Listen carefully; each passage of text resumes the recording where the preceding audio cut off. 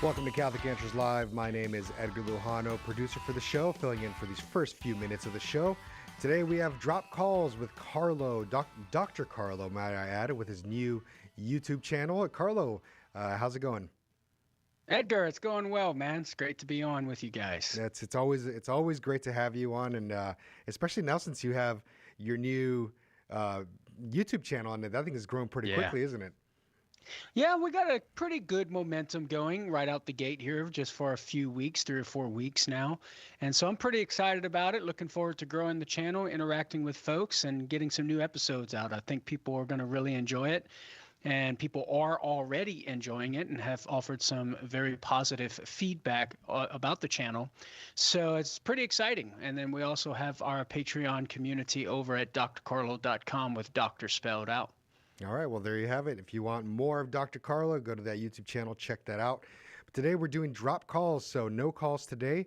We'll be just taking all the questions that Karlo has compiled for us. You had this genius idea of just compiling all the questions that we were not able to get to, especially the people who had dropped off. So let's start going through them. What do you say? All right, let's do it. Yeah, looking forward to it. Let's start off. Let's go to Fernando, who was listening, who was from Trenton, New Jersey, listening on the EWTN app. He asks, how can I answer someone who isn't Catholic and the only solution is IVF? Yeah, so I think the first thing to say in response is to affirm the good intention to want to have a child, and that establishes common ground.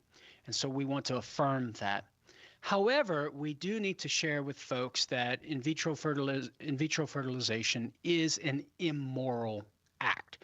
It's contrary to God's design for our human sexuality and the sexual act itself, and what God intends the sexual act to bring about, namely procreation or the conception of a child.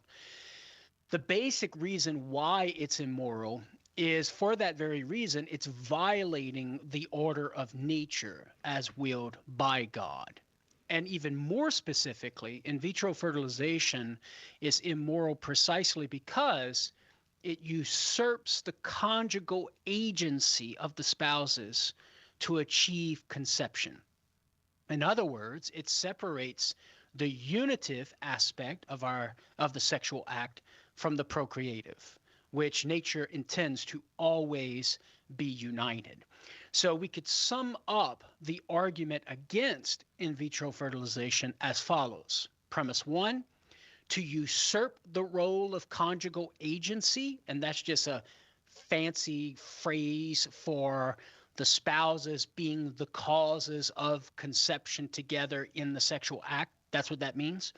So again, to usurp the role of conjugal agency to bring about conception, which is what takes place in IVF, is to violate the order of nature. It's to act against nature. It's to violate the very order of nature willed by God for the sexual act and procreation. Premise two, to violate the order of nature is immoral because you're acting against the divine will as expressed in nature.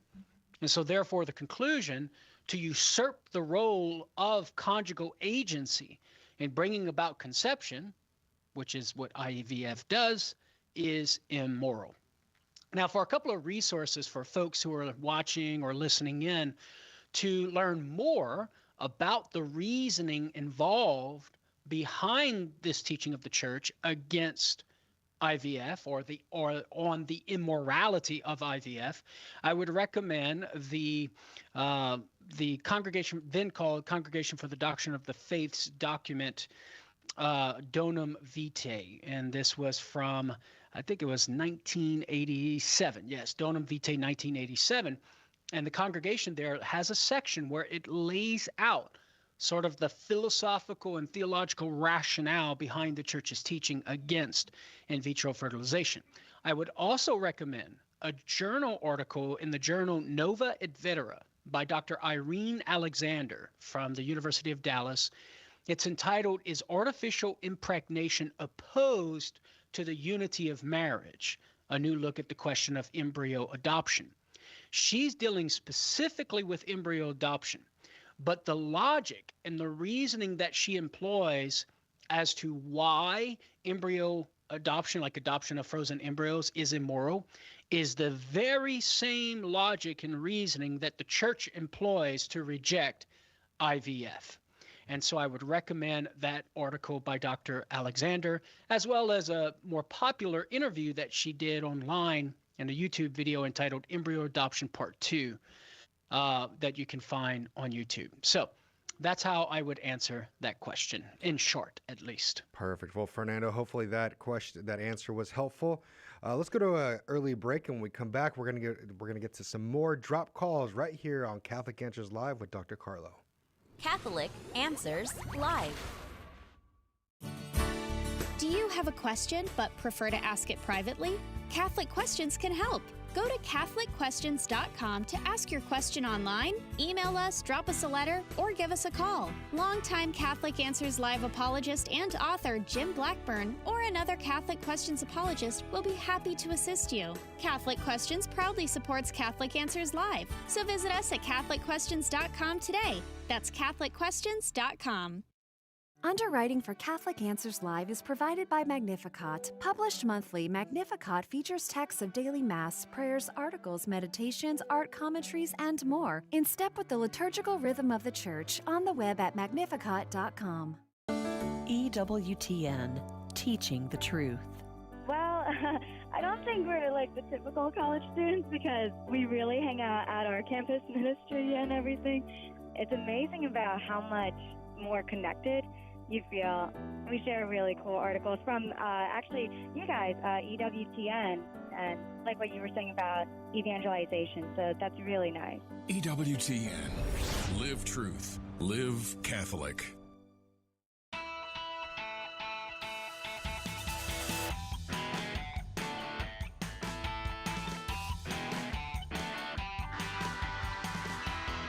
Welcome back, Catholic Answers Live. Dr. Karlo Broussard, our guest. And drop calls. This is Karlo's invention. He invented the drop call. Save up the drop calls and we'll do them because they're good. And this was a good example of one. And this is probably one, Karlo, where in an ideal world we would get to talk with Brian, because this question comes from Brian in Tampa, Florida, who was listening on our website, Catholic.com, because I imagine you would have some follow-up questions, but nonetheless, a very interesting question, and I'm glad that we saved it. Here's what Brian wanted to know. Do Catholics minimize consent? The example, just because a person consents to sex does not mean they consent to impregnation. What do you say to that, Karlo? Yeah. So to the first question, do Catholics minimize consent? The short answer is no. However, at the same time, we do have to recognize that consent is not the end-all, be-all, as if it's the only moral criterion sufficient for moral good human behavior. Consent always presupposes a prior moral framework. I cannot consent to you doing something that we already know is an immoral behavior. I can't consent to you going steal your neighbor's car, right? Right. Because stealing your neighbor's car presupposes a moral framework in which that action is immoral, and I cannot consent to you doing what we already know to be immoral. And this is a problem within our modern ethical worldview and way of thinking about ethics based upon consent. Most people totally throw out the prior presupposed moral framework of things and just focus on the consent. As long as two people consent, well, then it's okay. Well, no, not necessarily. Right. And I have a couple of articles on this site, Catholic.com, where I deal with the logic of consent as it relates to morality, generally speaking, but more specifically, the sexual act. One article is entitled The Moral Logic of Sexual Consent, and the other is The Moral Limits of Consent. Now, with regard to the example that Brian gives, he says just because a person consents to sex does not mean they consent to impregnation. Well, that is true as stated, but I think we have to think through that a little bit more because it's ambiguous as to what the implication of the example is.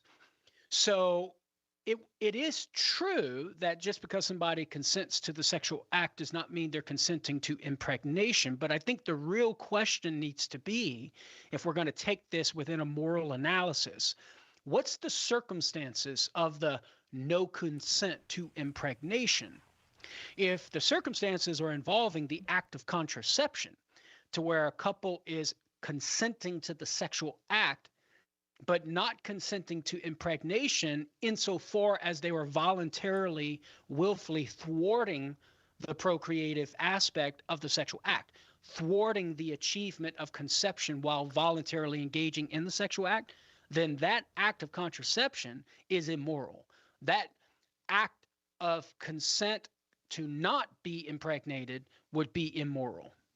Now contrast that with a couple who is utilizing natural family planning, where they do not consent to impregnation insofar as they have judged not getting pregnant right now is the best thing for them, given whatever factors within their life circumstances. And let's assume there's justified reasons to not conceive a child at that moment. And they engage voluntarily in the sexual act during the woman's infertile period. And we know that by nature during that time period, conception will not occur. So it is true that they're not consenting to impregnation, like they're not wanting it at that moment for justified reasons, but they were doing nothing to violate the order of nature. They were doing nothing to act against the order of nature by voluntarily thwarting nature's purpose or goal of the sexual act, namely conception. And insofar as they are acting in a way, engaging in the sexual act in a way that's consistent with the order of nature, which is an expression of the divine will itself, well, then there is no immorality in the sexual act of itself, because it's acting in accord with nature. Now, maybe they're selfish in their reasons, but remember, in this supposition, we already assume they have justified reasons and they're not being selfish. So in that scenario, there would be no immorality involved when they're not consenting to impregnation. Whereas in the scenario of using contraception or engaging in contraceptive acts, then the no consent to impregnation takes on the form of immoral behavior. Brian, thank you for the question. It is a very important question. It's interesting, Karlo, when you talk about that there's a moral context for our acts that goes beyond our consent. I think a lot of people just don't believe that anymore. They just think it's true. If I say it's okay to do, then that's it. That's all that's required. Nobody else gets any say. Not even God gets any say in this. Right. And that's a manifestation of moral relativism still lurking within our culture. And then there's sort of a partial moral relativism to where somebody might counter and say, well, it's not just what you say. It's as long as whatever you're doing with the other person, that the other person consents. And therein you have the seeds of what we call cultural moral relativism, or as some philosophers will call it, society says, where consent among a group of individuals is what constitutes upright moral permitted behavior, as opposed to the more radical view of moral relativism, which is I say moral relativism. As long as I say it's okay, it's okay. In this case, it's more of a cultural or a version of cultural moral relativism. And we actually have arrows in the quiver and responses to that version of moral relativism as well, in order to show that a consent of individuals is not what determines what is right or wrong human behavior. And for more information on that side, I deal with these two different versions of moral relativism in my book, The New Relativism, Unmasking the Philosophy of Today's Woke Moralists. Did you see me looking for it? While you were talking, I was looking for a copy of it. I know I got it here. But I actually did not see you. Oh, yeah. Here it is. The New Relativism, Unmasking the Philosophy of Today's Woke Relativists. There's a copy of it right there. I am flattered that you have a copy of my book at your desk, man. Oh, yeah. I have a copy of every single one of your books. Oh, no, I don't think I have the baptism book because we gave it away yesterday. Remember the lady came into the studio and we gave it to her, but we'll get it in here. All right, this next question came from Mackenzie, who calls from time to time from Pasco, Washington. And I don't know if you want to read the Bible quote or want me to read it that Mackenzie gives, but Mackenzie asked this: what's the Catholic response to the claim that Ezekiel, not Ezekiel chapter 18, verses 20 through 21 argues against original sin? Yeah, go ahead and read it for me. Okay, so those passages are: the soul that sins dies. The Son shall not suffer for the iniquity of the Father, nor the Father suffer for the iniquity of the Son. The righteousness of the righteous shall be upon himself, and the wickedness of the wicked shall be upon himself. All right. Yeah, so this is a good question, because the implication is the prior, or let me state it like this: the prior understanding that's driving the question is what is revealed to us, that death enters into human history on account of Adam's sin. So that teaching of death being a consequence of Adam's sin, death for all of humanity being a consequence of Adam's sin, would seem to run against or count against what Ezekiel says here in verse 20 of chapter 18. And I think in response, like on the surface, I can see that there seems to be a conflict here and a contradiction. But in reality, there is no contradiction or conflict.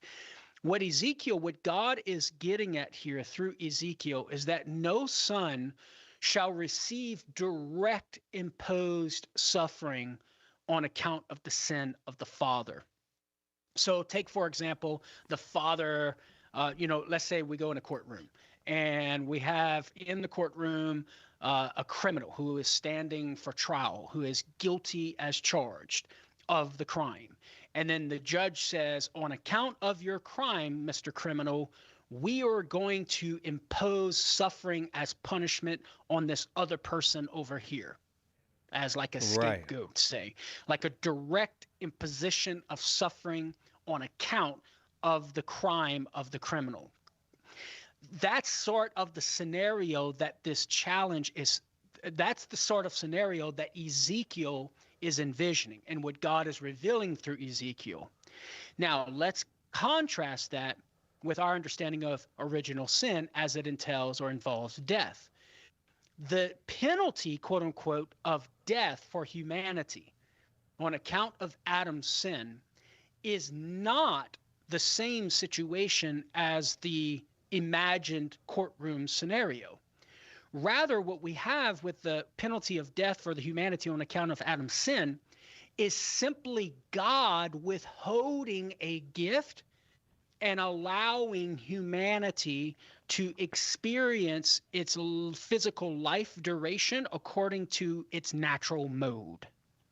Basically, God is leaving the human race to its natural mode of physical life. Because think about it, what is required for God to preserve human beings from physical death? It's a miracle. A miracle is required. Right. Divine power is required over and above, well, divine power is required for sustaining them in life, but to preserve them from ever dying would require something over and above the nature of rational animals, the nature of human beings, because it belongs to our nature, like it's part and parcel of being corporeal beings, that we're going to eventually corrupt and die. Death is not an imposed penalty upon us, naturally speaking. Death is just part and parcel. We have a trajectory as human beings to death. And so when Adam sins, God just simply wills to not perform the miracle of constant preservation in physical life. Rather, he permits human beings to operate and function according to their natural mode, to endure the physical life according to their natural mode, which will eventually involve death. And so once you understand death as a quote-unquote penalty on account of Adam's sin, namely God is just simply leaving human beings to their natural mode of physical life, which involves death, you can see how it's different than what Ezekiel is envisioning in Ezekiel chapter 18. And therefore, we can conclude that Ezekiel 18:20 through 21 does not pose a problem for our understanding of death being a consequence of Adam's original sin. Mackenzie, thank you for the question. We always like it when you call. I hope you'll call again. And let's see, we got time for another dropped call. This one came in from Ryan in Kansas City, Kansas. Ryan was watching on YouTube and wasn't able to stay on the line, but this is the question we got. Since the Bible describes original sin as impacting the whole person, it seems like it teaches the doctrine of total depravity, which the Catholic Church rejects. Yeah, so this question is coming from this prior idea of quote unquote total depravity taught by one of the reformers, John Calvin, explicitly, that our nature is totally corrupt. And there is like no good in us, and there is nothing that we can possibly do in our intellect to reason to God's existence, naturally speaking, for example, like through natural theology. And even on the natural level, there's no good that we can accomplish or achieve without a supernatural aid of grace. And so how do we respond to that? What's the Catholic view in comparison to that view? Well, the Catholic view is not total depravity. Whereas rather the Catholic view is that our human nature is indeed weakened. So we can agree with our Calvin friends that our nature is affected by Adam's sin, the human nature that Adam transmits to us through the propagation of the species is indeed weakened, but it's not entirely corrupted. The Catechism of the Catholic Church deals with this in paragraph 407. It says, first of all, that original sin does not have the character of a personal fault in Adam's descendants, you and me. It goes on to say that it's a deprivation of original holiness and justice.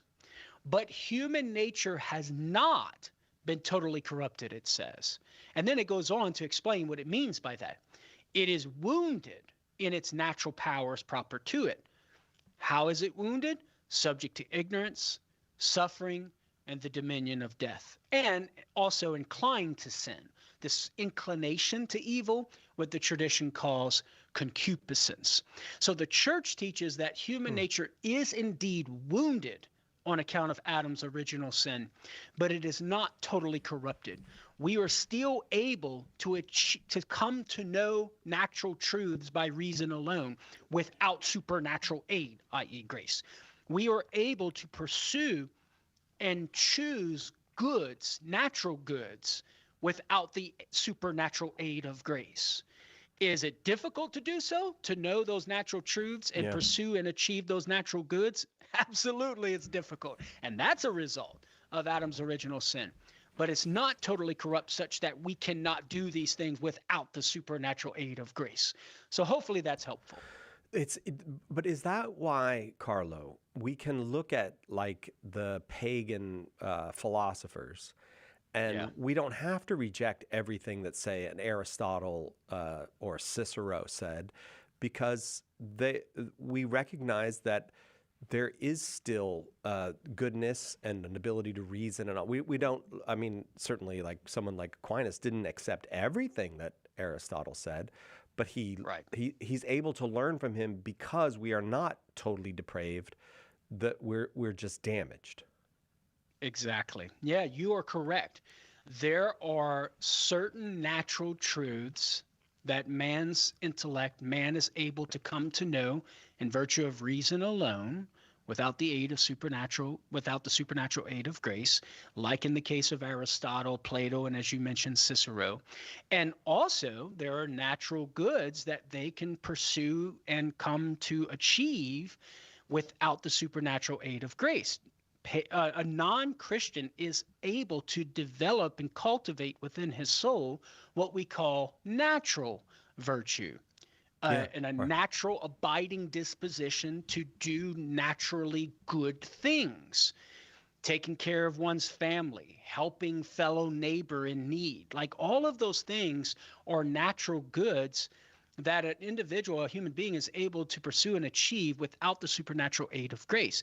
And like I said, is it difficult to do so? Yes. And that's because we are damaged in our nature on account of Adam's sin. But that's where grace comes into play, where God can assist us to overcome the obstacles that we face due to our damaged human nature.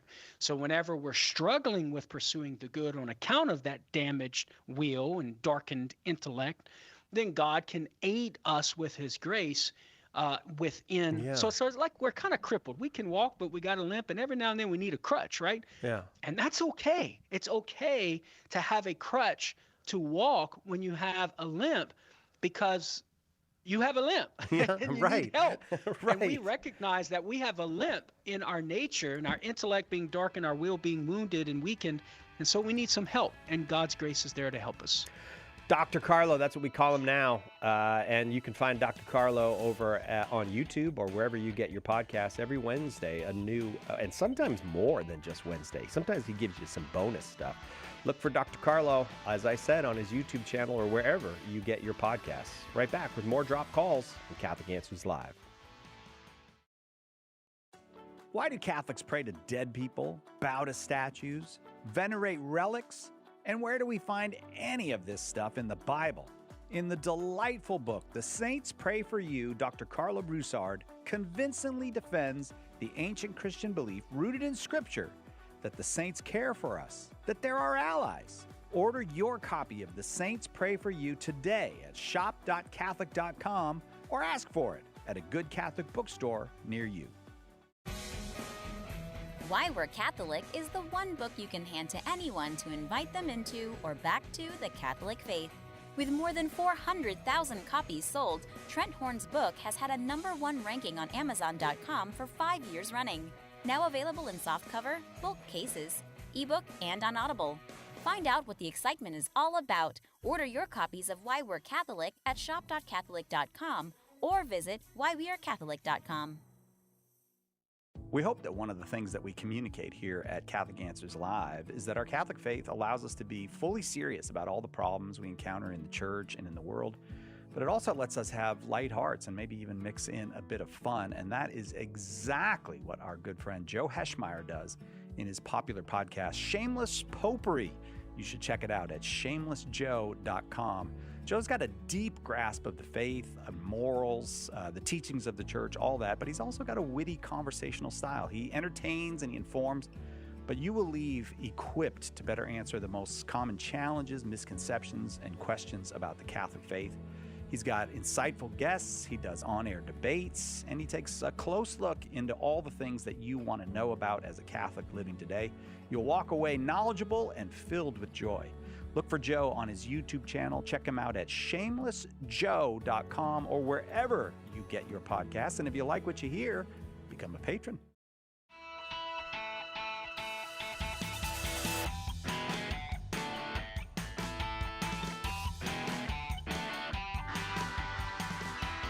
Welcome back, Catholic Answers Live.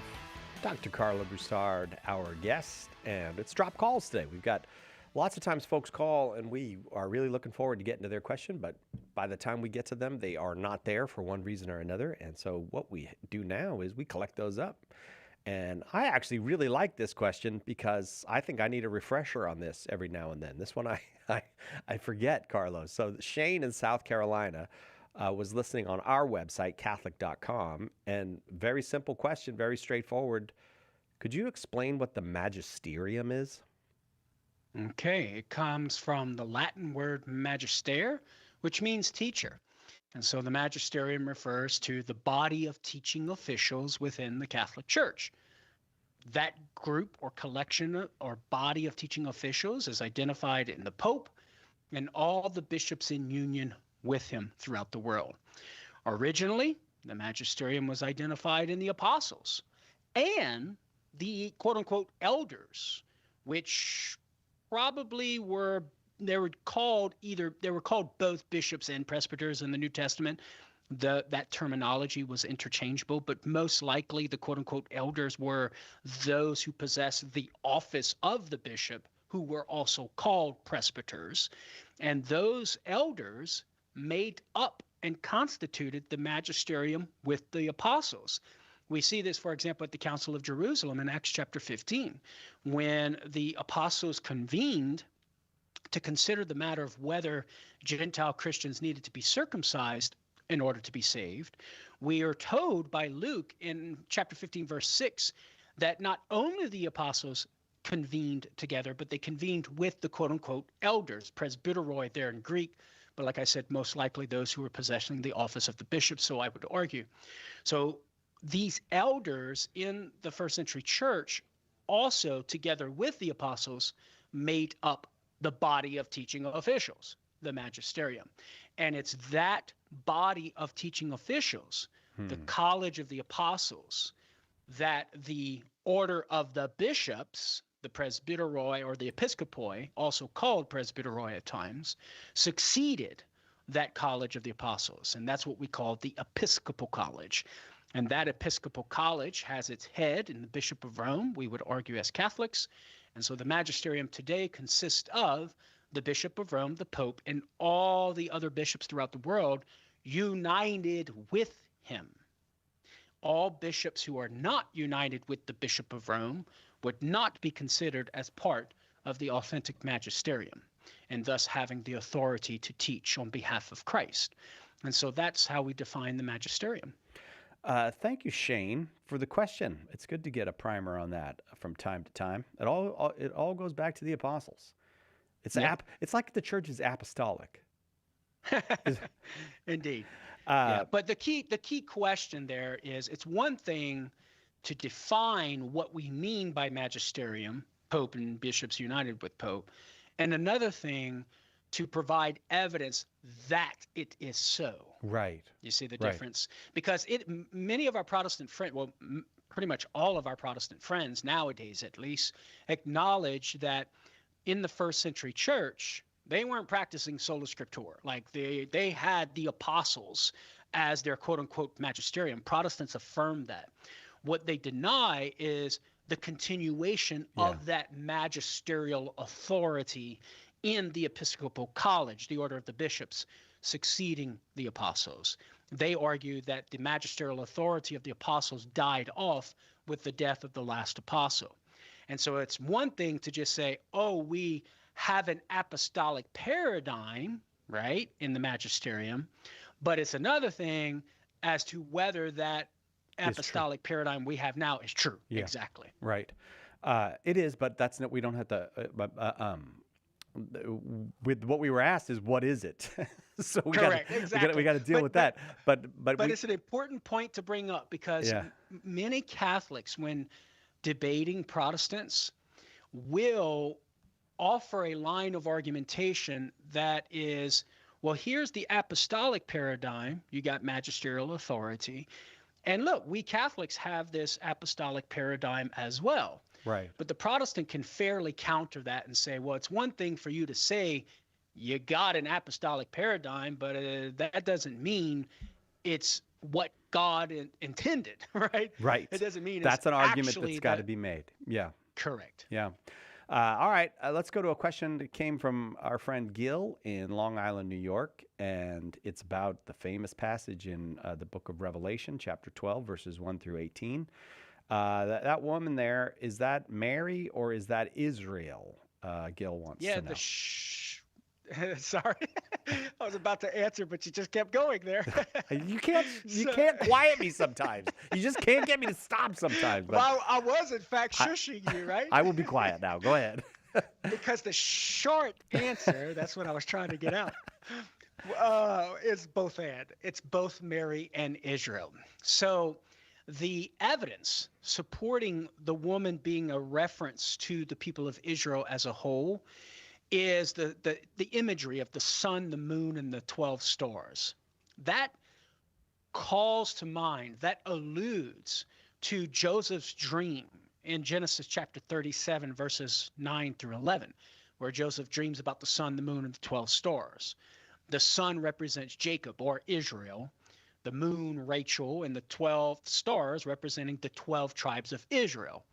So we can affirm that the imagery of the woman, the moon, the sun, the 12 stars, is signaling the people of Israel as a whole. But that does not mean it is only Israel and not Mary. In fact, we can provide strong argumentation that the primary referent of the woman is in fact the Blessed Mother, Mary. And that on a secondary level of meaning, it would be a reference to the people of Israel, insofar as Mary is the icon of the people of God. Why do we think it is that Mary is the primary referent for the woman? Well, within the text, there are 4 individual characters that are listed. Let me just say this, among the 4 characters listed in that context, 3 of the 4 we all agree are individual persons. The male child who is born of the woman, we all agree, is Jesus. The red dragon, we all agree, is Satan, and John makes that explicit. He says it's the ancient serpent of old, referring back to Genesis chapter 3 in the garden. And then we have Michael the archangel, whom we all agree is an individual.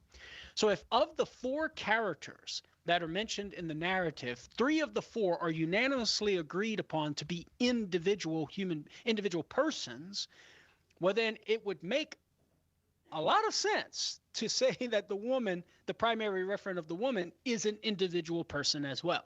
And who might that be? The mother of the Messianic King, Mary. And so within that context, we can conclude that the woman refers to Mary, and at the same time affirm that Mary is an icon of the people of God, that Mary portrays to us the people of Israel. She embodies the people of Israel. And it's not just this text. We can show this in Luke's Annunciation mystery, in the Visitation mystery. There are various details in Our Lady's life revealed to us in the New Testament where she embodies the people of Israel. One that comes to mind, Sai, is the Annunciation, where the angel Gabriel comes and says, Kyrie Tomini, hail full of grace. That can also be translated as rejoice, O highly favored one. And that command to rejoice alludes to the prophecies of old for Israel to rejoice at the time of the Messiah. And so the angel Gabriel comes to Mary and says, Mary, rejoice, because in Mary you have the embodiment of the people of Israel. It is a time of rejoicing because she will bear the Messiah. And so just like at the Annunciation mystery where Mary embodies the people of Israel, so too here in Revelation 12, Mary embodies the people of Israel. So it is not only Israel and not Mary, rather it's both Mary and the people of Israel, signified by the woman in Revelation 12. All right. Always good when we get a question from our friend Gil in Long Island. And we'll leave it there. We'll take a quick break and we'll be right back. It's always fun when we get to do the dropped calls. These were calls that came in. We thought, boy, it'd be fun to answer them, but the caller wasn't there when we went back to him. So we'll get to the questions from those dropped callers right after this with Karlo Broussard on Catholic Answers Live. There's only one Catholic Answers Live. Underwriting for Catholic Answers Live is provided by Real Estate for Life. Real Estate for Life connects home buyers and sellers to real estate agents while supporting pro-life organizations. On the web at realestateforlife.org. One of the biggest mistakes a Christian can make is to try to do good without God's help. St. Therese said, when we trust only ourselves and not God, our soul becomes incapable of virtue. Her remedy? Works of charity. And the greatest work of charity is to share the gospel. At St. Paul Street Evangelization, a Catholic nonprofit, we encourage you to share the gospel with someone who doesn't know Jesus. Catholic Answers is supported in part by St. Paul Street Evangelization, streetevangelization.com. EWTN, teaching the truth.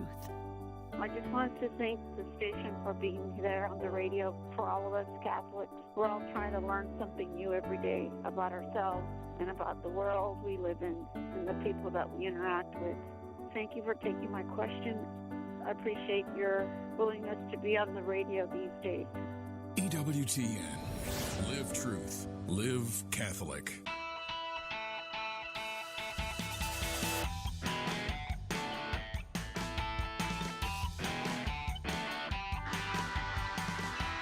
Welcome back. Catholic Answers Live. Dr. Karlo Broussard, our guest. And I get to read the questions because the callers are no longer there. These are dropped calls that came through.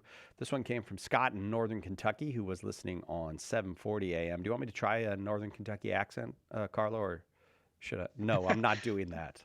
I'm just telling you I right would now. be delighted to hear that. That would be I wonder if- entertaining, I must say. I wonder what I would. I actually don't know what a Northern Kentucky accent is. I was So about I to don't- say, you might want to be careful. That might be offensive to those folks over there. Yeah, I don't actually like. I think I could do a Nebraska accent. You know why you could do a Nebraska accent? Anybody can do it. They have no accent in Nebraska.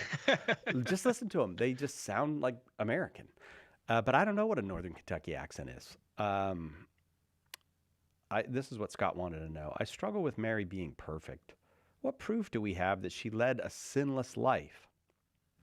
Okay. Yes, so this is a great question, and he clarified what he meant by the struggle in the second part of the question, asking for proof. Initially, I thought maybe perhaps he was going to struggle with Mary being perfect as to how she can be perfect insofar while being a creature, right? Like Jesus is obviously perfect because he's God. That's an easy one. But how could Mary be perfect? And the short answer to that, just in case our listeners are wondering that, is due to God's grace. God gave her a special grace in virtue of which she was perpetually upheld in the good, while God preserving within her the possibility to do otherwise and sin, but nevertheless preserving her by grace such that she never factually sinned. And so it's all due to God's grace such that Mary cannot stand before God and have any reason to boast whatsoever. It's all God's grace. So hopefully whatever fears or struggles Scott or anybody else might have with Mary being perfect on that score, that can quell those fears. With regard to the proof or the evidence of Mary being sinless throughout her life, notice here, Cy, he's asking about Mary being free from personal sin. I think that's what the target is, but maybe perhaps we could throw in there also being free from original sin, because throughout her life would imply from beginning to end. So just real quick with regard to her freedom from original sin and being perfect from her creation, we can, I think the most convincing argument there is looking at the prophecy of Genesis 3:15, where God prophesies about the woman who is set in opposition or in enmity with the devil. And there is enmity also between the woman's seed and the devil's seed. And on the prophetical level, Christians have interpreted that seed of the woman to be a reference to Jesus. And so the argument is that just as complete and perfect the enmity is between the seed of the woman and the devil's seed, which would entail freedom from both original and personal sin, so too the enmity that God sets between the woman and the devil is complete and perfect, involving both freedom from original sin and personal sin. And so I think it's the parallel. I think that's the most convincing in my mind, the parallel that God draws between the enmity between the devil and the seed of the woman and the devil and the woman. And given that the seed of the woman is Jesus, it follows that that enmity is complete and perfect. And so too, we can apply the complete and perfect enmity between the woman, Mary, and the devil. And that prophecy side takes care of both Mary's freedom from original sin and personal sin throughout her life. Because just as Jesus remained free from personal sin, insofar as that enmity with the devil was complete and perfect, so too the woman would remain free from personal sin because the enmity is complete and perfect, just like the enmity between the seed, her seed, Jesus, and the devil. Now, I do think we can appeal to the New Testament that at least hints at or toward the Immaculate Conception, and even possibly stronger for her freedom from personal sin. And that is Luke 1:28, where the angel Gabriel announces Kyrie Kakoritomene in Greek, which can be translated Hail, full of grace. And as many scholars have pointed out, according to the Greek there, it signifies that she is currently in a state of perfection, a state of grace, which would exclude sin at that moment. That is the result of some past action. Now, that doesn't get us all the way to Mary's conception, okay? Because we don't know how far back in the past she was perfected in this state of grace. But does it point toward the Immaculate Conception? Yeah, it's a signpost pointing that direction, but it can't get us all the way. Now, with regard to Mary being free from personal sin, at least from this point of the Annunciation on, I think there's a strong indication of that insofar as full of grace seems to be a title for Mary. Our colleague and good friend Tim Staples argues for this and points this out in his book, Behold Your Mother. The angel Gabriel does not say, Hail Mary, full of grace. He simply says, Hail, full of grace. And whenever you have Kyrie or Hail, it's normally followed by a title, like Hail Caesar, Hail King of the Jews. Here, the angel Gabriel says, Hail, full of grace. So full of grace seems to be a title or a new name for Mary. And if it is a title or a new name for Mary, well, that would signify some permanent character of Mary to remain within salvation history, like Abram was changed to Abraham, like Simon's name was changed to Peter. So if Mary is full of grace, and that's her title now, then it would suggest that she is permanently full of grace, because that's her role throughout the rest of salvation history. And so at least from this point on, I think Luke 1:28 provides strong evidence that Mary would be free from personal sin throughout the rest of her life. And then, of course, we have early church testimony, early Christian testimony. St. Hippolytus, who's writing in the early 3rd century, calls Mary all holy. And so we could see an implication in there that if you were to ask Hippolytus, did Mary have sin? He would probably say no if he's calling her all holy. Mid-4th century, Eusebius of Caesarea calls Mary all holy. Athanasius, the great saint of orthodoxy of the Trinitarian theology of the divinity of Jesus, mid-4th century, compares Mary to the Ark of the Covenant and says Mary is, quote unquote, pure and unstained. And that's within the context of the parallel to the Ark of the Covenant, which was covered in the purest of gold. And then Ephraim the Syrian, who died about 373, so writing about mid-4th century, says that in Mary there is no spot or stain.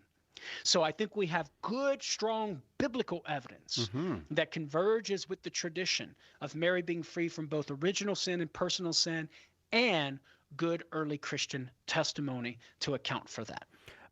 Thank you, Scott, in Northern Kentucky for that one. This one comes from Ian in Seattle, Washington, and it kind of works almost as a follow-up to that question. Ian wanted to know, why do we believe that Mary was greater than John the Baptist when Jesus says he is the greatest? Yeah, this comes from Matthew chapter 11, verse 11, where Jesus says, among those born of women, there is none greater than John the Baptist. And so the argument goes, well, Jesus establishes a category, those born among women, and none is greater than John the Baptist. Was Mary born of a woman? Yes. And so therefore, Mary would not be greater than John the Baptist. And if Mary is not greater than John the Baptist, so Jesus says, well, then how could she be immaculately conceived and free from personal sin? Right? We don't even say that about John the Baptist. And so how do we respond? Well, here's the key, Si.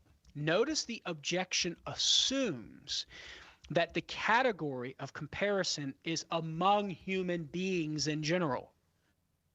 But that is not the category that Jesus establishes. Notice he simply says, among those born of women, there is none greater than John the Baptist. If you back up to verse 9 and then move to verse 11, it becomes very clear which category of human beings he's talking about. He says in verse 9, why did you go out to see a prophet? And then he answers, yes, I tell you, and more than a prophet. And Jesus quotes the Isaiah passage, among those born of women, there has been none greater. So in light of the immediate context, notice Jesus is not conceiving of a category of human beings in general. Rather, he's conceiving of the category of prophets. And within that category of prophets, there has been no prophet born among women greater than John the Baptist. To state that differently, Jesus is teaching John the Baptist is the greatest prophet. He is not saying John the Baptist is the greatest human being. Yeah. If Jesus were to be saying that, then it would follow that Mary is not the greatest human being and therefore not free from original and personal sin.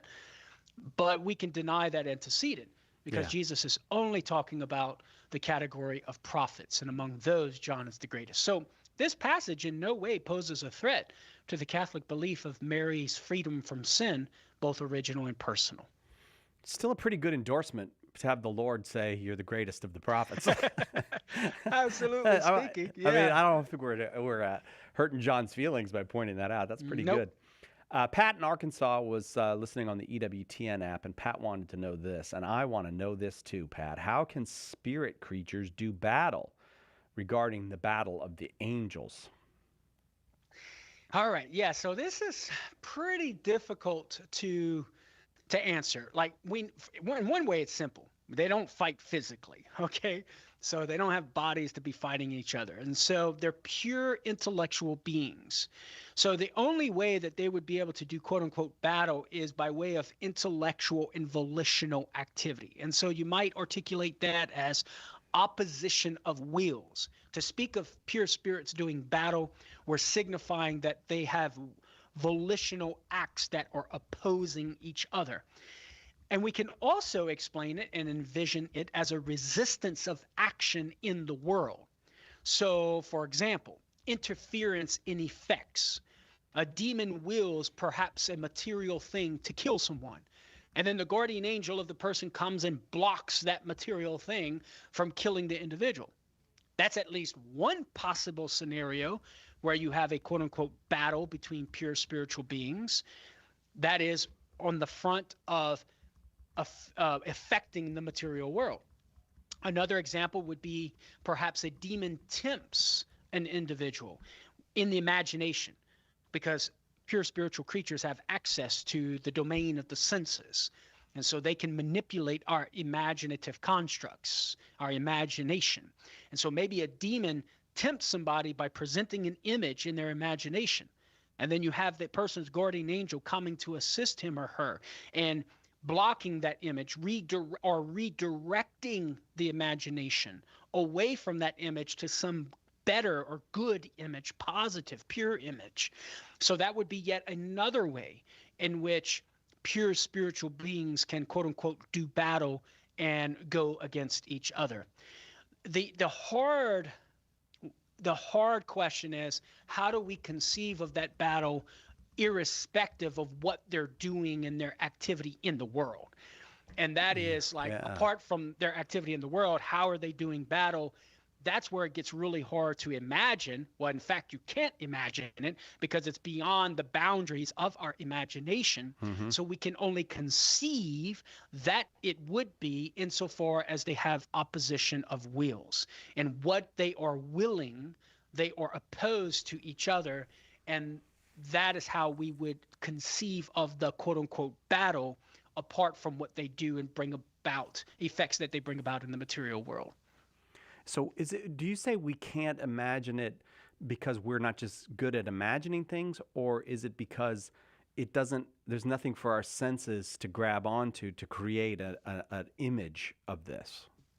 Correct. The latter would be true. So pure spiritual being, I mean, we can imagine like a figure of Michael the Archangel and the devil like we have in art, right? Yeah. But in reality, we can't imagine it because pure spiritual beings don't have any bodies. And so it's beyond the category of what our imagination can construct. And so we can only conceive that it is so, and what that involves, as I mentioned, as far as I can tell, opposition of wills. Now, maybe upon further research, we might be able to conceive of that pure spiritual battle in some other way. But indeed, it would go beyond what we can imagine. Is there, like, the old thing in the cartoons of a devil on one shoulder and an angel on the other? Is there a certain way in which they're fighting over us? Well, I think that gets to the scenario of battling for our imaginations. I see. Yeah. If the devil is tempting me in my imagination with an impure image, and my guardian angel comes to assist to redirect my imagination with the pure image, I think that would map on with the cartoon devil and angel on each side there. Keep going, guardian angel. I need you to help me with some of this stuff. Because I know I got the other guy on my shoulder. Dr. Karlo Broussard is our guest, and he's going to come back and do another hour with us. Lots of questions already in, and they're drop call questions. So I've got a list of them in front of me. I'm going to read them. Karlo's going to answer them. Join us. We'll be right back on Catholic Answers Live.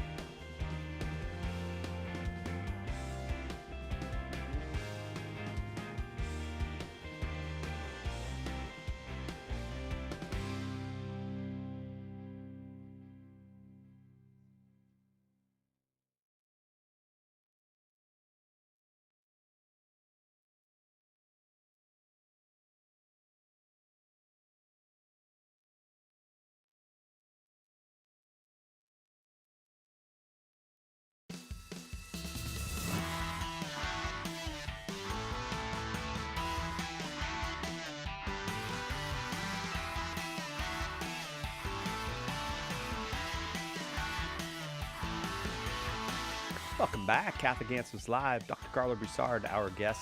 I like to call him Dr. Karlo because that's how he's known now on the internet. He's an internet personality. In addition to being apologist and long time on this show, the author of 7 books, all that, but now he's an internet. That's what everybody wants to be, is an internet personality, and now he is. Dr. Karlo, check him out on his YouTube channel or wherever you get your podcasts. And you're doing apologetics. But what's your angle? What's the Dr. Karlo? If I go watch some Dr. Karlo videos, what am I going to get? Yeah.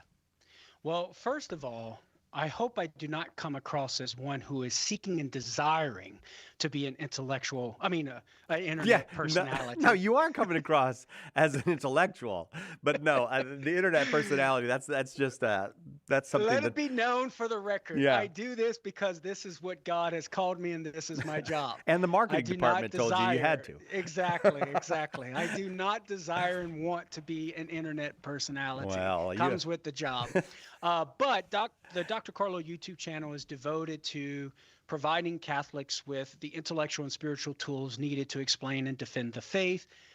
But the vibe of the show is very laid back and casual and hopefully charitable.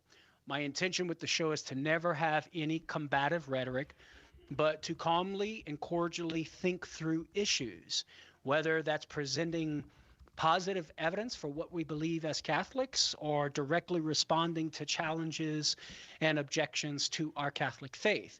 And I try to be respectful of those who make those challenges, to honestly think about them and to engage them in a respectful way.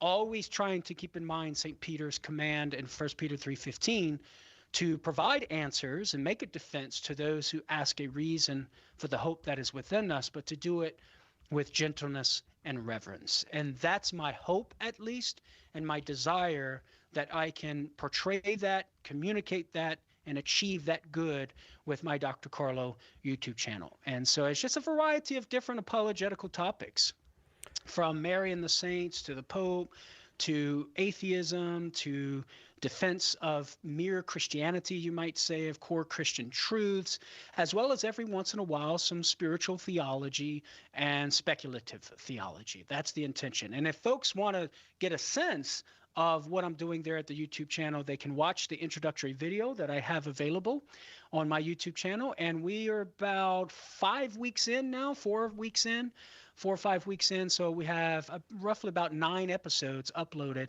on the YouTube channel. We had an episode that dropped just yesterday as we're recording this. I'll have another episode dropping tomorrow. We're beginning the season of Lent, so questions are asked about penance and whether penance is an insult to the sufficiency of Jesus' death on the cross. So that'll be an episode that'll be dropping tomorrow as we're recording this pre-record. And so I'm super excited about it. Yeah, so folks can, and they can find the YouTube channel at Dr-Karlo. So at Dr-Karlo, Karlo with the K. And then if people are interested in signing up for one of my levels of membership for Patreon and become a patron to help support the YouTube video podcast, they can go to drkarlo.com with doctor spelled out. All sorts of cool perks for the different levels of membership. Check it out. Do check it out. All right, to the questions. We've got a whole bunch of dropped calls for you, Karlo. And this one comes from Matthew in Los Angeles. He was listening to EWTN on channel 130, Sirius XM satellite radio, and said, what is it about Jesus that the Jews of his time and today still don't accept him as Messiah and considered him sacrilegious? Yeah, I think there are 2 core reasons here. Number one is they have different expectations of the Messiah. So a general and majority expectation within classical Judaism is that the Messiah is expected to restore the national Israel, rebuild the temple that was destroyed by the Romans in AD 70, bring worldwide peace, gather in all of the exiles, establish universal obedience to the Torah. That's a general majority Jewish expectation about the Messiah. Well, guess what? The temple was destroyed in AD 70. It's not rebuilt. Israel didn't experience lasting peace as a nation, and the world was not transformed universally. We still have a lot of conflict, war, lack of peace, etc. And so, for these reasons, Jews conclude, they did and still do conclude that the Messianic age has not yet arrived. Since Jesus has come and gone, he can't be the Messiah. Whereas for Christians, we recognize, given what Jesus has revealed to us and verified in virtue of his resurrection, along with all of his other miracles, is that he has revealed to us the Messianic age as involving two stages.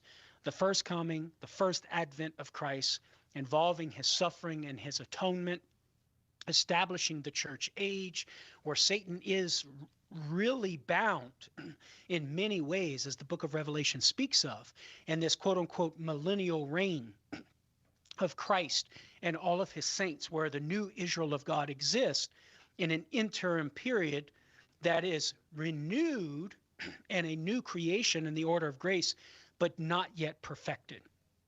And that perfect stage of the Messianic age, so Christ reveals, comes with the second coming of Christ in all of his glory, with a final restoration.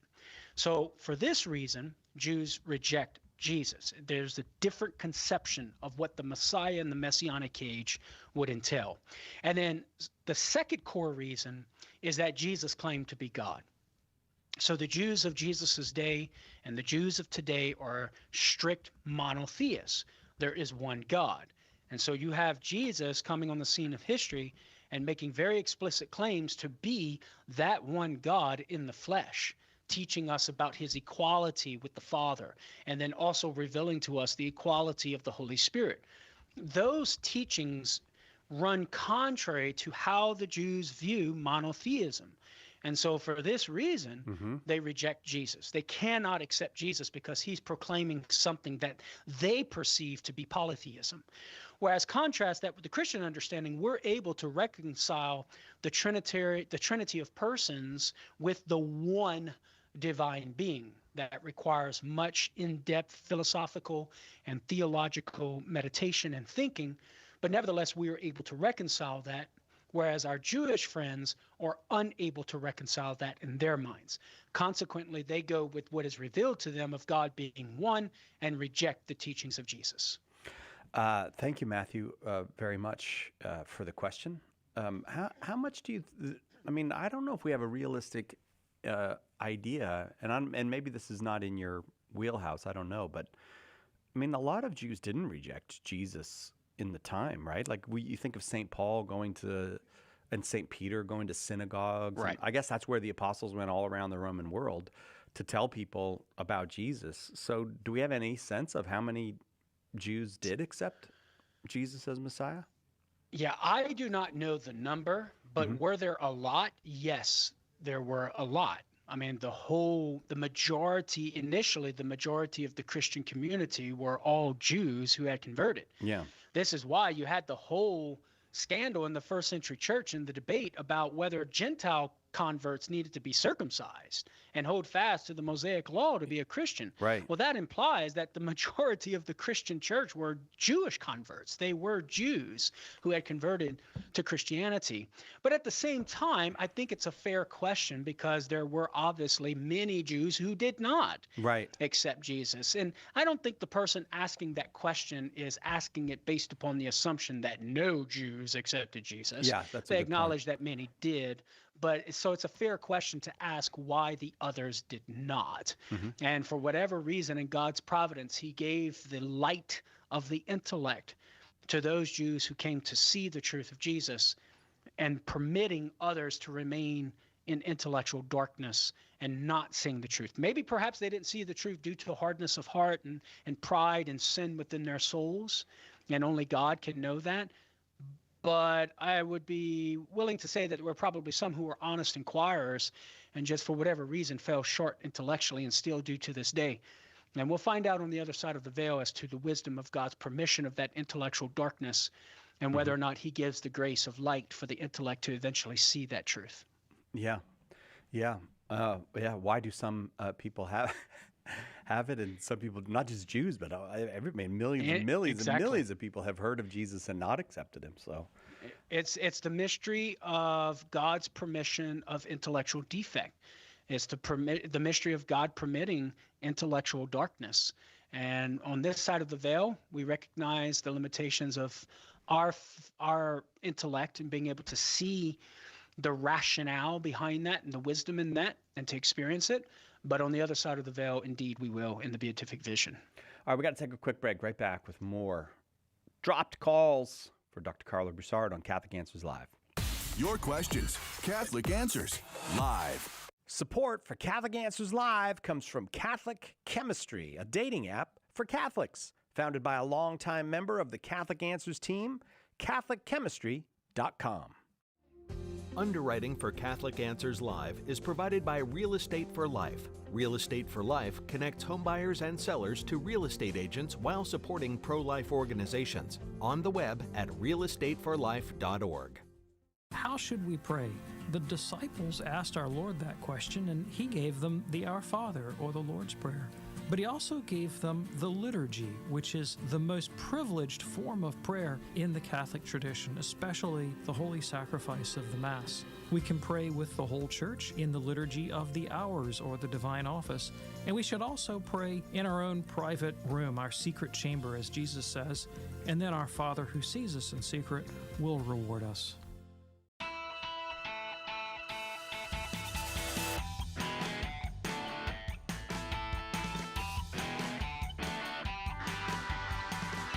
Welcome back. Catholic Answers Live. Drop calls for Dr. Karlo Broussard. I've got the drop calls. He's got the answer. Here's one. Donald in Cranberry, New Jersey. What a nice name for a town. Cranberry, New Jersey. I'm going to look that up. Donald wanted to know, what are the reasons to believe in the resurrection? What convinced you? All right. Great question. Let's hope I do not have a dropped answer. Yeah. Maybe we should do a show Dropped where answers? we go through all of the dropped answers. Would you mean ones where we got it wrong, or where we got it where I got it wrong, and then talk about what the right answer is? That would be an interesting show, right? Boy, that would take a great deal of humility. I don't know. I mean, that would just like be putting the mud all over my face, man. I know, right? But Really. you know what? It would be an opportunity to wash it off. So maybe we should do that in the future. Okay. All right. So I think the first answer to the question of what reasons do we have to believe in the resurrection? Number one, the general trustworthiness of the Gospels. If we can establish that the Gospels are historically trustworthy, like we can trust what these guys are writing about and reporting on about the life and deeds of Jesus, the teachings and deeds of Jesus, well, then it would follow that we would have good reason to believe them when they tell us that Jesus died, he was buried, and then he rose from the dead. So if we can establish the general trustworthiness of the Gospels, then we could trust the resurrection. I do think that we can provide the evidence and shoulder that burden to substantiate that antecedent there and show that the Gospel reports are historically trustworthy. That requires a heck of a lot of work, and there's a lot involved in that. But nevertheless, I do think that we can. And once we do that, then the conclusion would follow that we can believe in the resurrection. We would have a reason to believe in the historical facticity of the resurrection. Mm-hmm. Secondly, even if you bypass the general trustworthiness of the Gospels, you can actually zero in a more focused way just on the circumstantial details surrounding the alleged resurrection of Jesus, showing that those circumstantial details are historically reliable: the death of Jesus, his burial, his empty tomb, and at least the early Christian belief that they saw Jesus. All of these circumstantial details can be shown to be historically reliable. And that, of course, puts you on a nice trajectory to begin believing and trusting what they tell us about the resurrection, like this is in fact a resurrection. But once you have those historical details on the table, then that leads to the third reason, namely that the Christian hypothesis to explain and account for all of those details in both power and scope is the best explanation compared to the alternative naturalistic explanations, like the conspiracy theory. Well, the apostles lied about the resurrection and they stole the body. Or the swoon theory, that Jesus never really died, but that he was knocked unconscious, came to, presented himself to the apostles, and that's why they believe Jesus rose from the dead. Or the grief-induced hallucination theory, or the vision theory, where the apostles just had a vision of Jesus, and then they concluded that he rose from the dead. Or the wrong tomb theory, and that's why they found an empty tomb, because they went to the wrong tomb. All of these alternative naturalistic explanations fall short in explanatory power and scope of the circumstantial details surrounding the alleged resurrection of Jesus compared to the Christian explanation, which is that Jesus actually physically rose from the dead, not only just coming back to life, but rose in glory, having glorified aspects of his resurrected body. So that's a sketch of the apology or the defense of the resurrection of Jesus, providing reasons why we would believe in the historical fact that Jesus rose from the dead. Now, for some resources on this, if Donald's listening out there, or for anybody who's listening, I would highly recommend Gary Habermas's book that he co-wrote with Mike Licona. I think it's called The Case for the Resurrection of Christ. You might look that up for me, Si, real quick, just to verify that. That's a popular version of the evidence where they wrote that together, sort of an introductory book to the evidence for the resurrection of Jesus. But then Gary Habermas has a 2-volume scholarly set on evidence for the resurrection of Jesus entitled On the Resurrection, Volume 1, Evidences, and Volume 2, Refutations. And I would highly recommend that. And then Mike Licona also has some scholarly works, big, thick tomes on the resurrection of Jesus as well. So you wanted me to look up The Case for the Resurrection of Jesus just to make sure that was the title. Is that what you by Gary Habermas. Yeah, I didn't know if you were able to do it. Yeah, The Case for the Resurrection of Jesus by Gary Habermas and Michael Licona. There you go. That's it. Thank you. All right. And thank you to Donald in Cranberry, New Jersey. I looked it up. Looks like a really nice place to live. It lives up to its name. Amber was in Washington, D.C. when she called. She was watching on YouTube, and she wants to know this. Oh, I like this question, Amber. If we did Pascal's wager with the Eucharist, if we were wrong, is that idolatry? Yeah, great question. So Pascal's wager, first of all, has to do with Blaise Pascal putting forward this thought experiment to try and persuade somebody who's agnostic and on the fence about God. And the idea is like, hey, if you live as if God doesn't exist and he in fact doesn't exist, then you lose. If you live as if God doesn't exist and he in fact does exist, well, then you lose, because damnation seemingly would be the result there. I might quibble with that a little bit. If you live as if God does exist and he doesn't in fact exist, well, then that's a pretty good win there. You're having peaceful life and stuff, but maybe perhaps it's still a loss because you end in nothing. But if you live as if if you live as if he does exist and he doesn't exist, well, then you end up in nothing, but yet you're still living a good life. And then if you live as if he does exist and he in fact does exist, well, then you win. And so living as if God doesn't exist in the atheistic worldview, you lose. You live as if God exists, you win. That's the whole idea. So the idea here is that Amber's trying to apply Pascal's wager to the Eucharist. You approach the Eucharist as if it is truly Jesus. What happens if it's not, in fact, truly Jesus, and it's just a piece of bread? Do we lose? Are we guilty of idolatry? Here's the answer. Twofold. Number one, are we engaging in an act of idolatry, objectively speaking, insofar as we're directing worship to a creature, namely a piece of bread? Answer, yes. But here's the second part of the answer. Are we culpable or guilty of the sin of idolatry? Like, are we culpable for that idolatrous act? Answer would be no. And the reason why we wouldn't be culpable for that is because we have Christ's revelation that he changes bread into his body.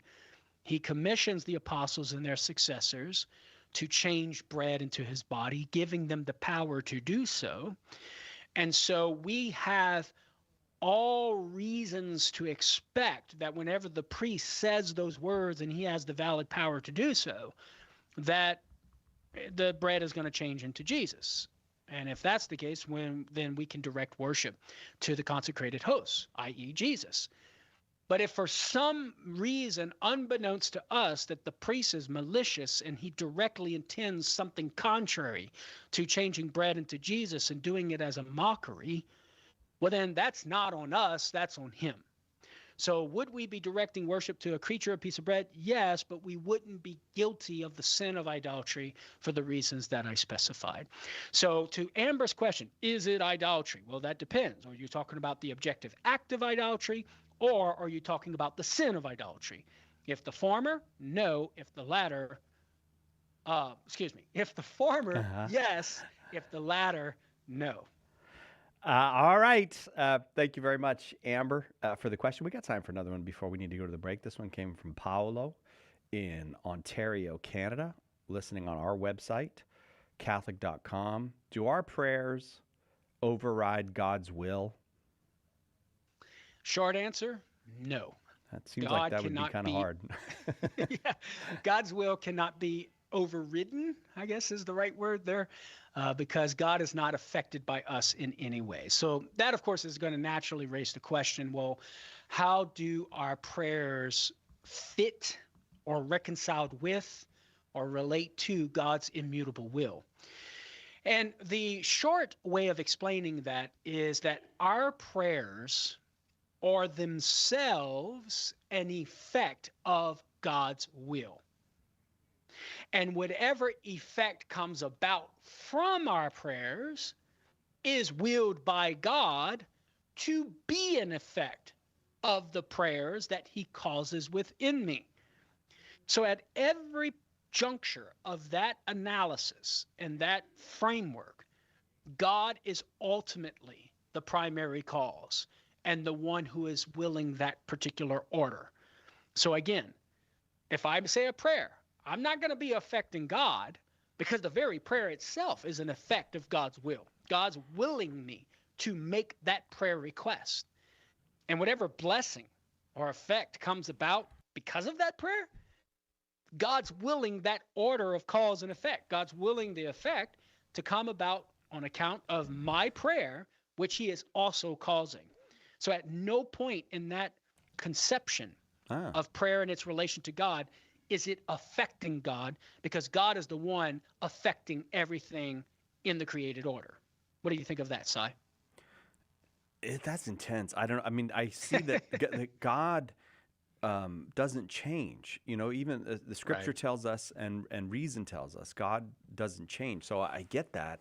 But it's so hard to think of my prayer that way, that the prayer itself is the will of God. And so is my prayer doing anything? The answer is yes. Okay, so explain that to me. We can truthfully say that the effect or the blessing that comes about within the whole plan of things is coming about due to your prayer. Like, we can truthfully say your prayer is a real cause of that effect.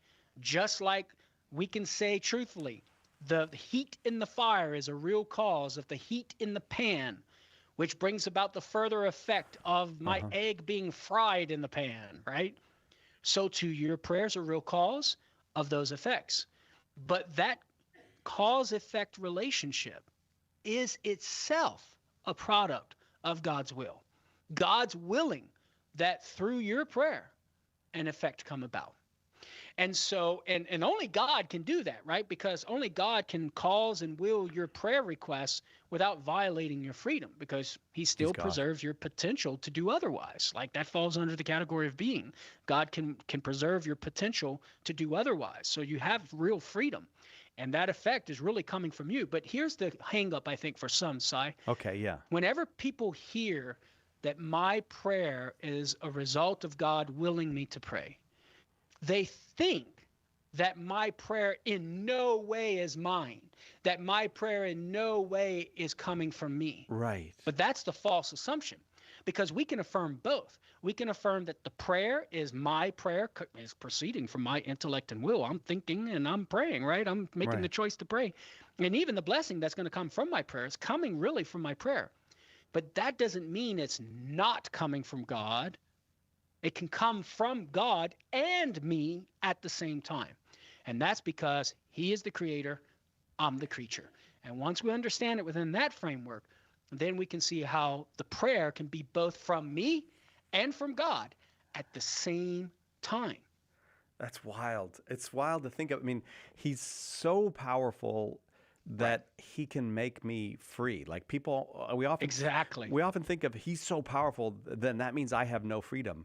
But but he's even more powerful than that. He's so powerful that he could even make me a free creature and make my actions be attributable to my will, even though they're part of his will. Yeah.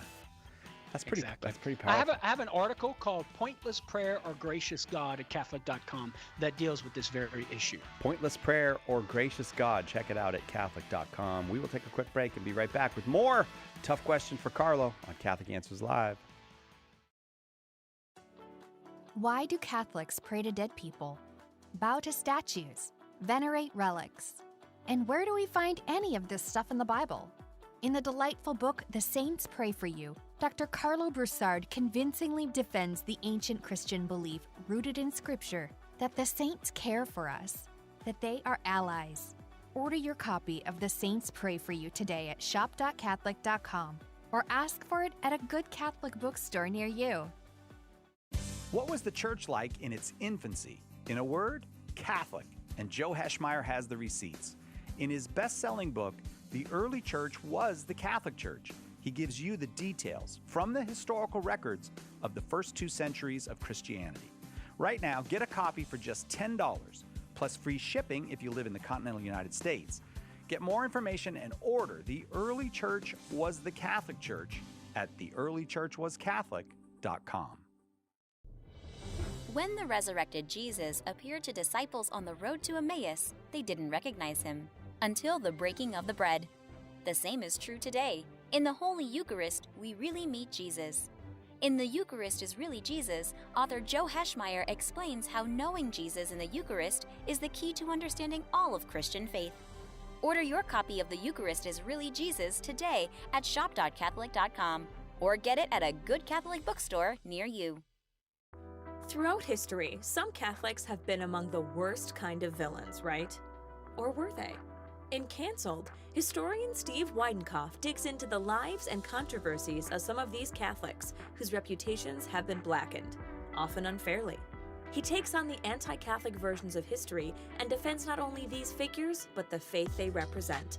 Order your copy of Cancelled today at shop.catholic.com or ask for it at a good Catholic bookstore near you.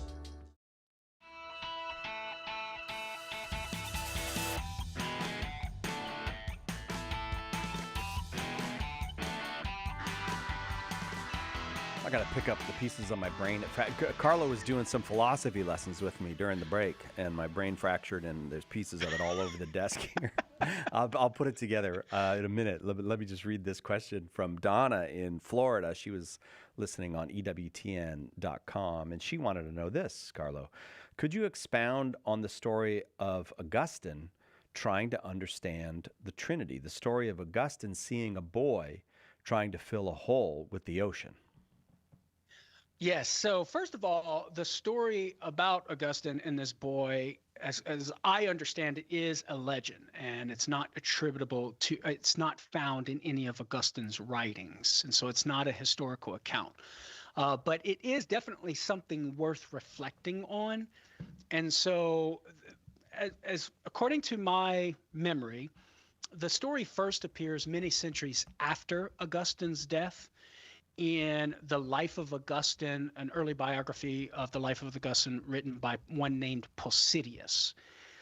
And the tale usually goes like, while Augustine was walking on the beach, pondering the mystery of the Trinity, he saw a little boy, sometimes described as an angel, trying to pour the sea into a small hole in the sand using a shell.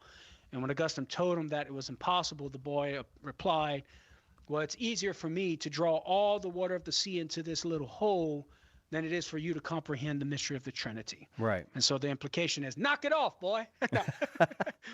And then, of course, the boy vanishes. Now, this becomes a symbolic illustration of human reason's limits before the divine mystery.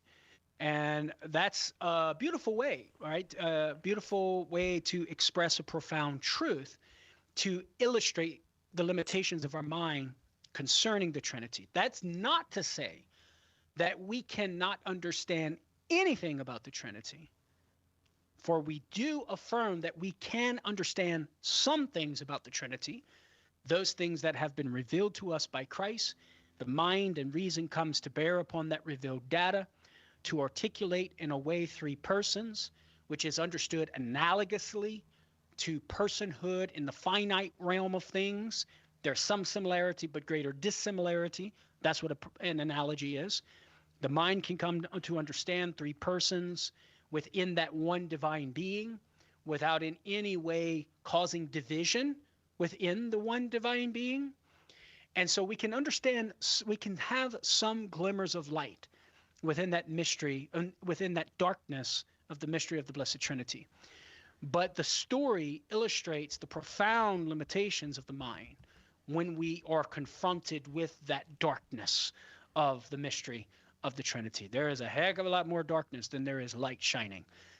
And we wait in joyful hope for the coming of our Savior Jesus Christ. Well, actually, we wait in joyful hope for even before then, when we can enter into the beatific vision, and the intellect can have keen insight to that great mystery, and the darkness of that mystery being flooded with a heck of a lot more light than we have now. Something I look forward to. I don't know about you. Oh, yes, very much so. I would just like my brain to get put back together from the conversation we had a few minutes ago. But the idea of the divine light shining directly on my intellect, I look forward to that. But yeah, there will be no fracturing of the brain, I promise you. No, but let me ask you this. So let's say I attain or receive the beatific vision. Now, that by a special grace of God, I have this light of the intellect that I can grasp the nature of God. God's essence. Yeah. Okay, so now say that person that I will be someday, I hope, came back and explained it to me now. Would I understand what that person was saying, or is it? Am I? No. No, I wouldn't. Okay. Yeah. The knowledge that the intellect that we will have in the beatific vision far supersedes human concepts. Like you can translate that into human concepts, like seeing the face of God. Yeah. To convey the idea of a face-to-face direct sight in the mind.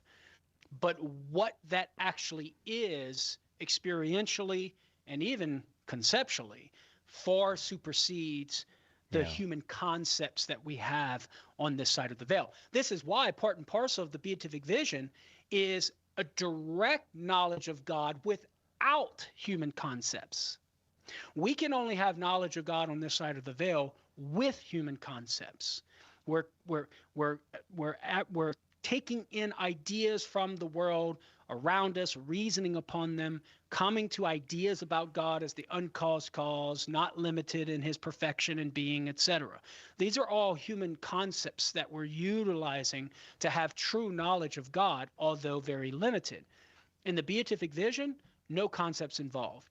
As the definitions have been given through the teaching of the church, it is a direct, intuitive knowledge of God, where God's essence will be directly united to my mind and my mind to it, such that no concepts, no mediation will be needed. Yeah. It's immediate. And so that's something way beyond what we experience and work with on this side of the veil. Now, you say on this side of the veil, but there is one person who had that his whole life. Like and that was Jesus. And so he actually had the beatific vision even while he's dealing with the face of the earth. Which is probably why at some point he's like, how much longer do I have to stay here with you? And man, that is a source of profound meditation. St. Thomas Aquinas goes through this when he argues for and affirms that Jesus had the beatific vision. And so the question becomes, well, how in the world could he have this supreme definitive satisfaction of the mind knowing the divine essence and yet experience suffering and death in his passion, right, in the Paschal mystery? Right. And Aquinas has this reflection where he articulates how Jesus willfully stopped and blocked the overflow of that beatitude into the sphere of his senses. For the sake of solidarity with the human race and suffering out of love for us to redeem us. So, like, he had that beatitude, and that beatitude, if not blocked, would have overflowed into his body to where he could no longer suffer bodily. Right. But he willfully and voluntarily blocked that overflow of happiness and satisfaction so that he could go to the cross and suffer for us, to manifest his love for us in the most profound way that we humans can understand. That's why when we look at the cross, we are looking at love. That's the heart of God right there. Willing to do that for us. All right, let's go to a question that we got from Tom in Des Moines, Iowa, who was listening on Iowa Catholic. And Tom says, I don't understand indulgences. Can you help clarify what they mean? Yeah, so for Tom and anybody listening, you want to take a look at paragraphs 1471 to 1479 of the Catechism of the Catholic Church. And the Catechism has a nice synopsis and articulation of what indulgences are. But the money quote, I guess, would be paragraph 1471, where it states, an indulgence is a remission before God of the temporal punishment due to sins whose guilt has already been forgiven, which the faithful Christian who is duly disposed gains under certain prescribed conditions through the action of the church, where the church dispenses and applies the authority, the treasure of the satisfactions of Christ and of the saints. And so the basic idea is whenever we sin, we incur a debt of temporal punishment. Even when the guilt of sin is remitted whenever we repent, ordinarily through the sacrament of reconciliation. What is this debt of temporal punishment? Well, there's some suffering due to us because we took pleasure where we shouldn't have taken pleasure, and we engaged in behaviors where suffering had been associated with. Displeasure should have been associated with that sinful behavior. And so because we engaged in sin without the displeasure that's naturally due to it, that displeasure is due to us. That's what we call the debt of temporal punishment. An indulgence is the church exercising her authority for her children to say, child, I remit that debt of temporal punishment for you to where you do not have to discharge that debt by having the displeasure or suffering imposed upon you. You can have that debt discharged or remitted by simply loving, right? By doing some loving action that, whenever done with the right dispositions of the heart and the mind, certain prescribed conditions that the church lays down, then the church is applying to that child of hers the whole satisfaction of Christ and all of the charitable value of the charitable deeds of the saints that's present with them in heaven, applying that to her child and saying, you can have the debt removed without undergoing the displeasure or the suffering. That's basically what an indulgence is. And I thank you, Tom, very much for the question, because that preface that you said, I don't understand indulgences, that goes for a lot of us a lot of the time. So we're good. It's always good to get to go over that again. And Sai, one more thing I forgot to mention, there's actually a biblical text that fits with this understanding, and I know we need to go to a break here in a couple of minutes, but let me see if I can do this briefly. In Colossians 1:24, St. Paul writes, I rejoice in my sufferings because I fill up that which is lacking in the afflictions of Christ for the sake of his body, the church. Now that's a striking statement, right? What could possibly be lacking in the afflictions or sufferings of Christ? And we know that Christ suffered to expiate for sin, so it has to be something relative to that. It can't be that Paul is filling up, expiating the sin of the world, like redeeming the human race. Jesus did that on the cross. John the Baptist says he's the Lamb of God who takes away the sin of the world. That requires infinite power, so there's nothing Paul can contribute there. It can't be filling up with regard to the sufferings of Christ, taking away the eternal debt of punishment, because that requires infinite power, right? Paul can't contribute to that because he's obviously a creature. It can't refer to the full remission of all debt of punishment at baptism, because we believe as Catholics that, that baptism fully incorporates us into the passion of Christ, where we die with him, and in that death, all debt of punishment is remitted, because it's a full participation in the passion of Christ. So there's only one thing left that Paul could possibly be envisioning as to how he fills up what is lacking in the sufferings of Christ, and that is the remission of the debt of temporal punishment due for past forgiven sins after baptism, after the initial conversion. That's the only thing that's on the table that Paul could possibly conceive of as his sufferings contributing to fill up in the afflictions of Christ. And that is of understanding of participating and sharing in the satisfaction of Christ through his suffering, configured to Christ, that through his suffering he can contribute, direct that suffering to the remission of the debt of temporal punishment for others in the church. It's called vicarious satisfaction, where we imitate Christ most perfectly.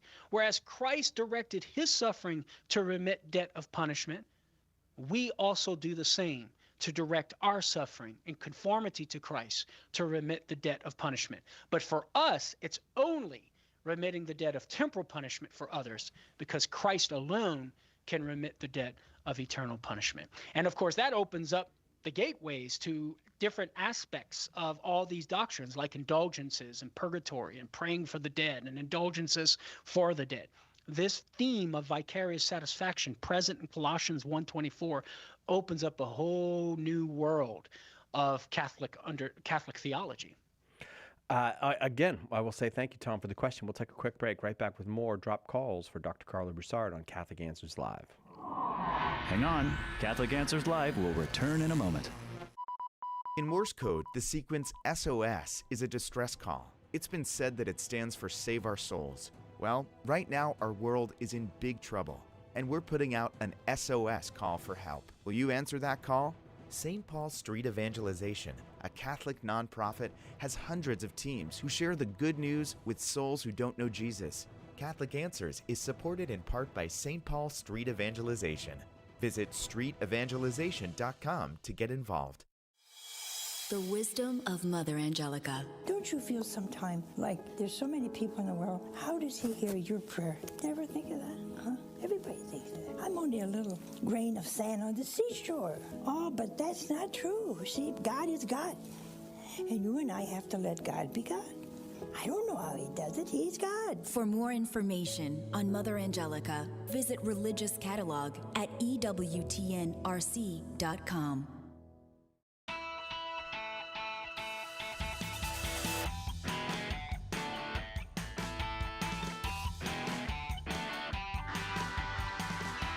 Welcome back. Catholic Answers Live. It's drop calls today. We've got a whole bunch of drop calls saved up for Dr. Karlo Broussard, our guest. This one comes from Minnesota, where Aaron was listening on our app, the Catholic Answers Live app.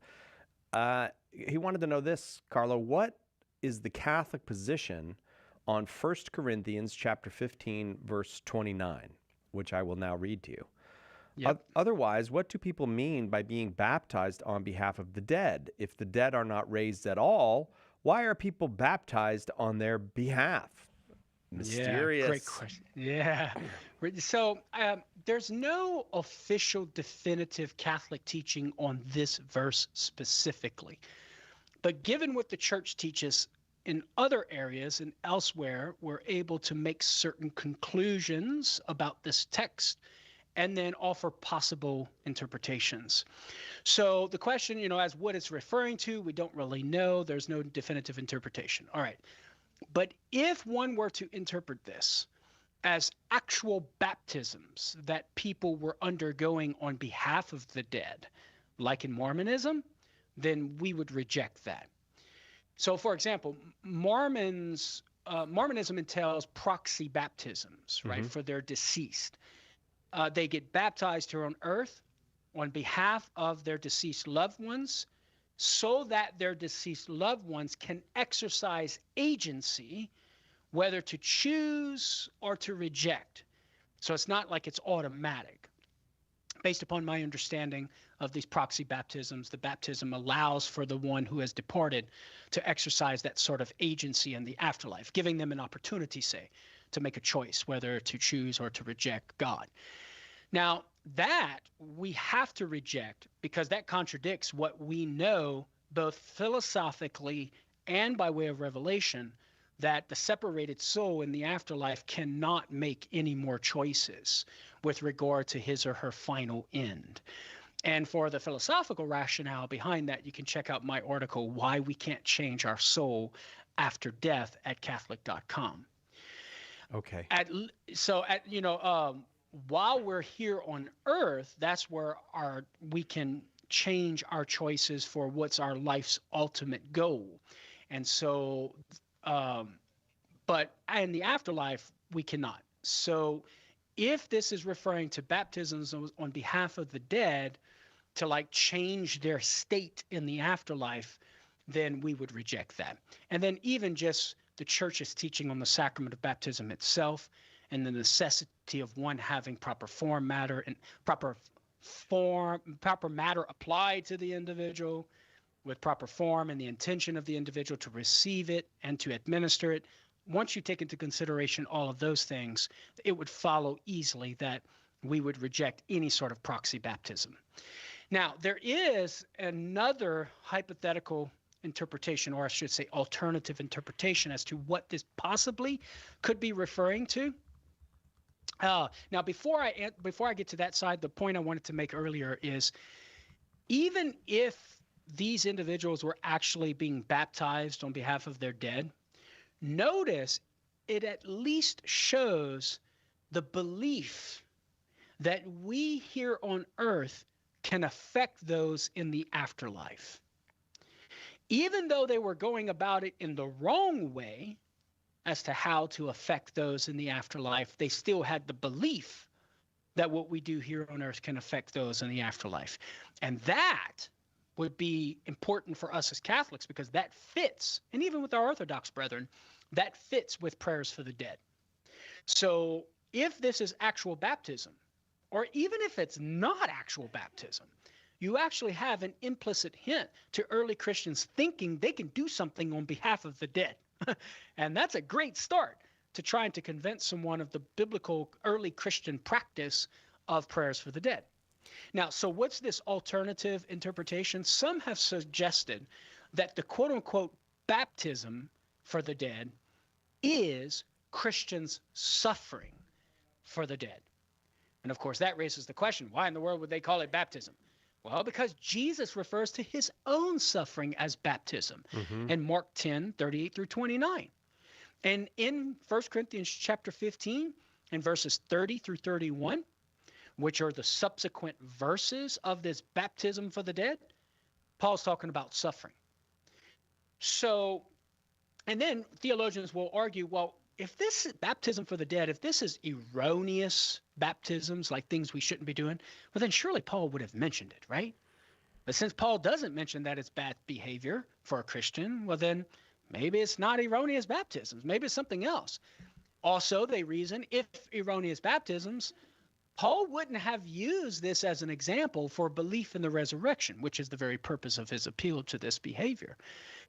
So theologians and scripture scholars give their reasons as to why this is not the erroneous baptisms for the dead, but rather this alternative explanation of suffering for the dead.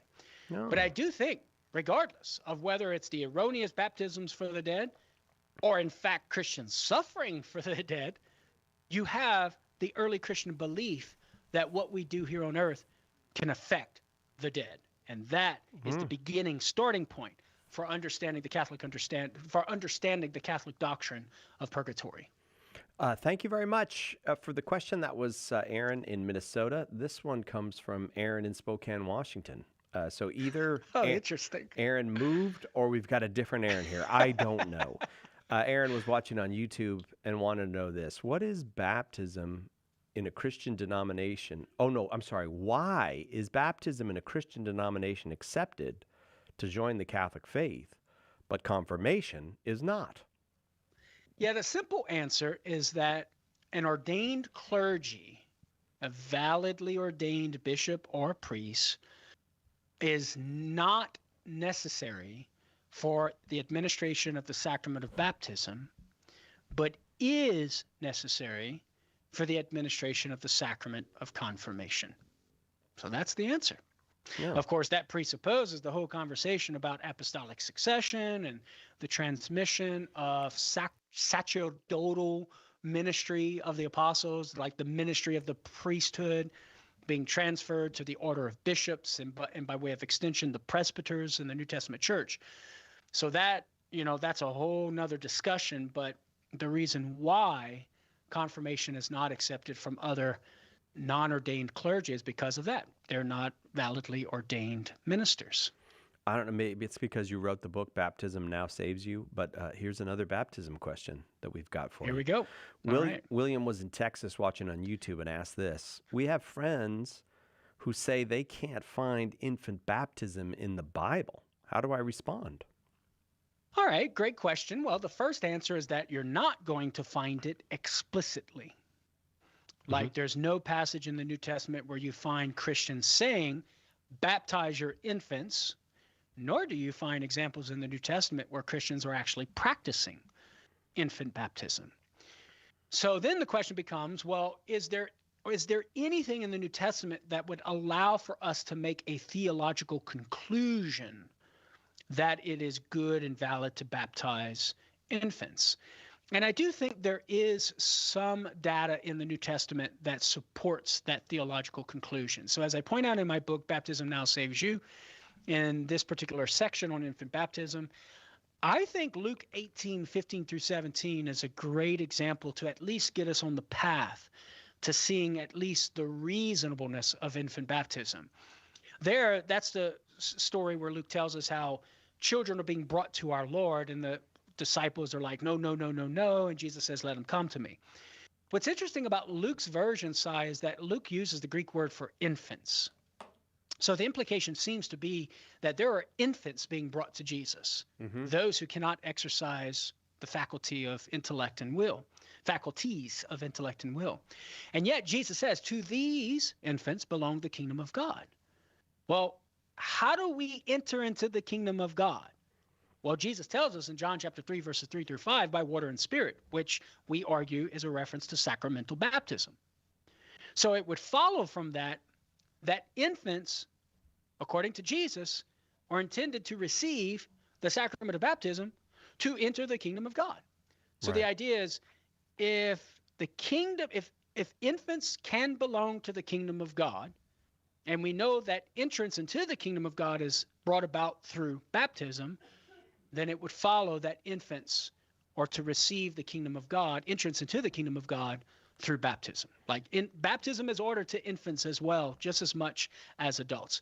And then Colossians 2:11-12, Paul talks about the circumcision of Christ being baptism. So baptism is for the new covenant people of God what circumcision was for the old. Since infants, at least male infants, were able to be circumcised in the old covenant, how much more would infants be able to receive the new circumcision of Christ, which is baptism?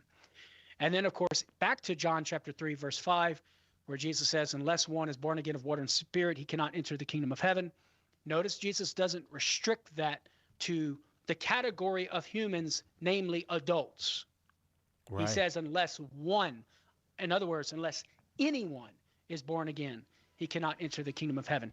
And that would seem to imply anyone within the domain or category of human beings, including infants.